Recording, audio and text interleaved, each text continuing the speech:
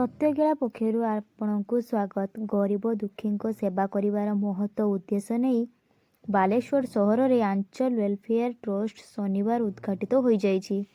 ସହରର ଆକୋତପୁରଠାରେ ଆୟୋଜିତ ଉଦ୍ଘାଟନୀ ଉତ୍ସବରେ ଅତିଥି ଭାବେ ବାଲେଶ୍ୱର ପୌରପାଳିକା ଅଧ୍ୟକ୍ଷା ସବିତା ସାହୁ, ଜିଲ୍ଲା ମୁଖ୍ୟ ଚିକିତ୍ସା ଅଧିକାରୀ ପ୍ରଭାତ କୁମାର ବେହେରା, ଟାଉନ ଥାନା ଅଧିକାରୀ ବିଜୟ ଦାସ, ସଦର ବିଧାୟକ ପ୍ରତିନିଧି Dhiraj Mohanty, 7 number ward councillor Miraj Ban, ସମାଜସେବୀ ସଲିମ ରାଜା, ସାହିବା ଅଖତର ପ୍ରମୁଖ ଉପସ୍ଥିତ ରହି ଟ୍ରଷ୍ଟର ଉତ୍ତରୋତ୍ତର ଉନ୍ନତି କାମନା କରିଥିଲେ।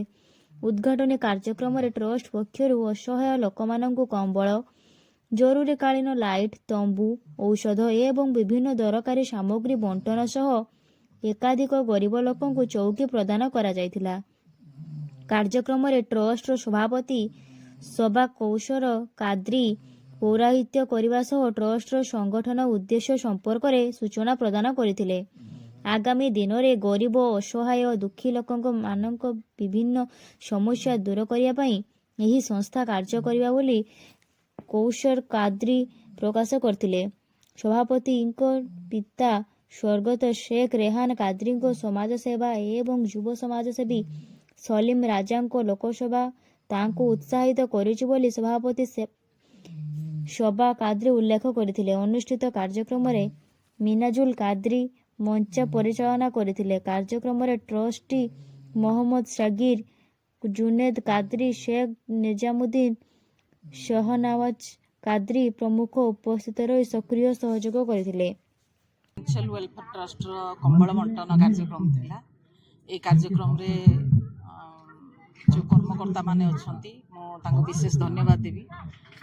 এইଭଳି ଜାଡ଼ ଶୀତରେ ୱେଲଫେୟାର ଟ୍ରଷ୍ଟର କମ୍ବଳ ବଣ୍ଟନ କାର୍ଯ୍ୟକ୍ରମ ଥିଲା। এই କାର୍ଯ୍ୟକ୍ରମରେ ଯେଉଁ କର୍ମକର୍ତ୍ତାମାନେ ଅଛନ୍ତି ମୁଁ ତାଙ୍କୁ ବିଶେଷ ଧନ୍ୟବାଦ ଦେବି। এইଭଳି ଜାଡ଼ ଶୀତରେ এইଭଳି ମହତ ଉଦ୍ଦେଶ୍ୟ ନେଇକି ଏ କାର୍ଯ୍ୟକ୍ରମ କରିଛନ୍ତି। ଖାଲି କମ୍ବଳ ବଣ୍ଟନ ନୁହେଁ, ବିଭିନ୍ନ ପ୍ରକାର କାର୍ଯ୍ୟକ୍ରମ ସେମାନେ କରନ୍ତି।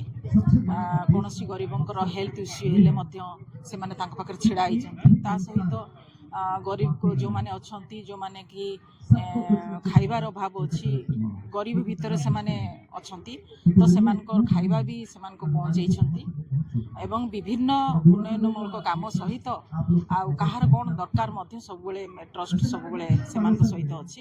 ମୁଁ ସେଥିପାଇଁ ଭଗବାନଙ୍କୁ ପ୍ରାର୍ଥନା କରିବି ଟ୍ରଷ୍ଟ ପାଇଁ ତ ଇଏ ସବୁଦିନ ରହୁ ଆଉ ସମସ୍ତଙ୍କର ସହଯୋଗ ରହୁ, ତ ଇଏ ଆଗାମୀ ଦିନରେ ମଧ୍ୟ ଆହୁରି ଭଲ ଭାବରେ ସେବା କରିପାରିବ ଆଉ ସମସ୍ତେ ତାଙ୍କ ସାଙ୍ଗରେ ଅଛନ୍ତି। ଆମେ ମଧ୍ୟ ସମସ୍ତେ ଟ୍ରଷ୍ଟ ସହିତ ରହିଛୁ ଏବଂ এই ଟ୍ରଷ୍ଟ ଯେଉଁଭଳି କାମ କରୁ ସମାଜ ସେବାରେ ଅତିଥି କ'ଣ ସମସ୍ତେ କିଛି ନା କିଛି ସମାଜ ସେବା କରୁଛନ୍ତି।